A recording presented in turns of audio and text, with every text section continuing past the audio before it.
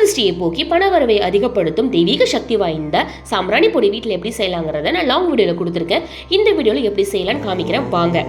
முதல்ல பால் சாம்பிராணி 1 கப் எடுத்துக்கலாம். அது கூட குங்கிலியம் 1 கப் அரைச்சி எடுத்துக்கலாம். இப்படி தான் இருக்கும். அதை அரைச்சி 1 கப் எடுத்துக்கலாம். அடுத்து மருதாணி விதை லக்ஷ்மி தாயாருக்கு உரியது. அது இப்படி தான் இருக்கும். அதையும் அரைச்சி 1 கப் சேர்த்துக்கலாம். அது கூட நாய்க்கடுகு சேர்த்துக்கலாம். நாய்க்கடுகு பைரவருக்கு உரியது. இப்படி தான் இருக்கும். அதையும் அரைச்சி 1 கப் சேர்த்துக்கலாம். அடுத்து அருகம்புல் பொடி 1 கப் சேர்த்துக்கலாம், விநாயகருக்கு உரியது. வேப்பிலை பொடி அம்பாளுக்கு உரியது, அதுவும் 1 கப்பு. வில்வப்பொடி சிவபெருமானுக்கு உரியது. இந்த பொடியெல்லாம் 25 கிராம் சேர்த்துக்கலாம். அதுக்கப்புறம் நாட்டு மருந்து கடையில் தசங்க பொடின்னு விற்கும், அது ஒரு 3 ஸ்பூன் சேர்த்துக்கலாம். அது கூட 1 பாட்டில் ஜவ்வாது பொடியை சேர்த்துக்கலாம்.